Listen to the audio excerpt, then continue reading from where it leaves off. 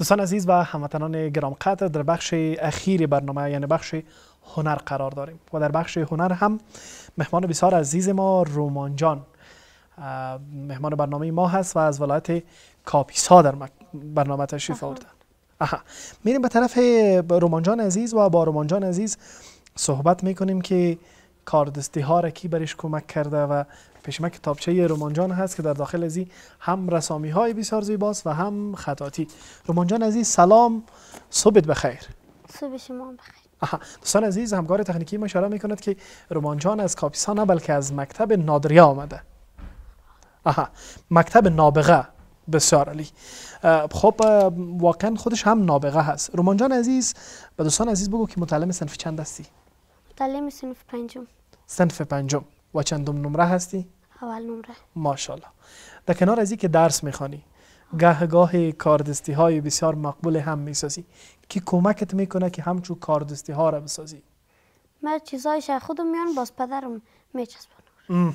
خب ایره بر ما بگو که نماد از خانه کعبه است که خداوند دیدارش نصیب هر مسلمان بکند و انشالله این فریضه را خداوند برای همه توفیق بده و امکانات بده که حج خانه و کعبه پروردگار را بکند.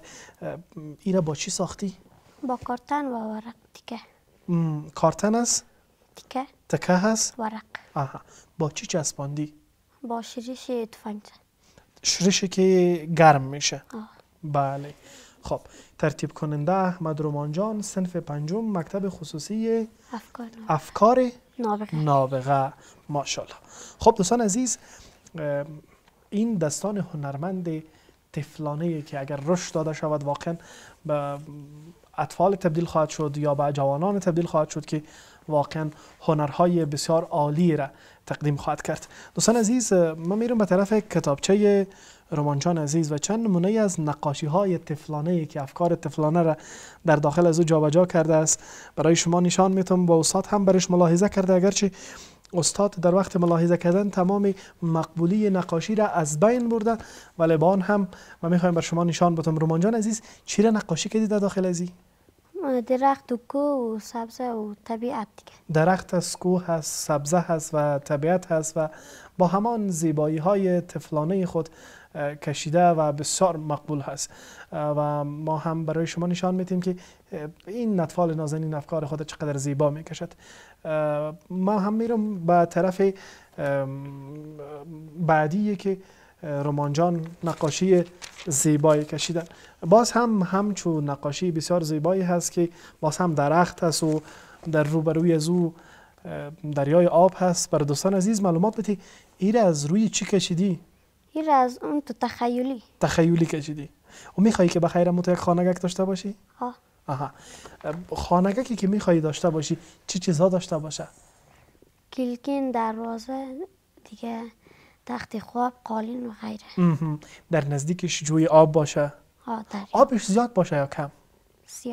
زیاد باشه. باز وقتی که بخوایی در داخل از آب بازی کنی خطرناک نمیشه؟ میشه.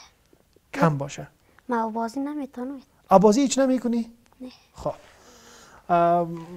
اگر آب زیاد باشه کم باشه برای رومان جان فرقی نمیکنه، چون رومان جان میگه من آبازی نمیکنم. خب یک دانه موترک بسیار مقبول کشیده و نوشته کرده که تبدیل مربع به ترک. ببینین که همهش از اجسام هندسی استفاده کرده، اجسام هندسی منظم و این موترک زیبا را کشیده. به دوستان عزیز بگو که رومان جان عزیز این موتر از کی هست؟ همون تو از کار تخیلی رام کشتیم از مربع. در عنوانش نوشته کردی تبدیل مربع به ترک. چرا؟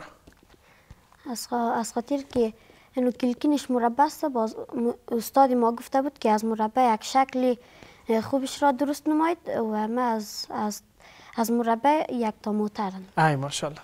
خب دوستان عزیز، خطاطی بسیار مقبول هم کرده و رومان جان عزیز شما هم میبینین که بسیار عالی هست و مقبول هست و بسیار تلاش کرده و ما برای صفحات بعدی این کتابچه را نیز نشان میتونم و شما هم میتونین ببینین که چقدر رومان جان تلاش کرده، زحمت کشیده و این خطاطی را انجام داده. بله میریم به طرف صفحه بعدی که رومان جان عزیز خطاطی داشته و بسیار مقبول و عالی بوده. رومان جان عزیز کی کمکت میکنه که خطاطی یاد بگیری؟ خطاطی را من خودم از بچگی زیاد شوق داشتم. باز کدام کسی بود راهنماییت کنه؟ نه. سرخط کی میتبرید؟ سرخط هیچ کس از روی کتاب میگیرم. آی ماشاءالله، خودش سرخط میگیره، خودش تمرین میکنه و خودش میخواد که هنرنمایی بکند. رومان جان عزیز ممنون. به اطفال نازنین چی گفتنی ها داری؟ چه کند که مانند خودت هم لایق باشه هم علایق خود این گونه بسازد و همچنان اول نمره مکتب خود باشد؟ بسم الله الرحمن الرحیم. سلام و وقت همگی بخیر.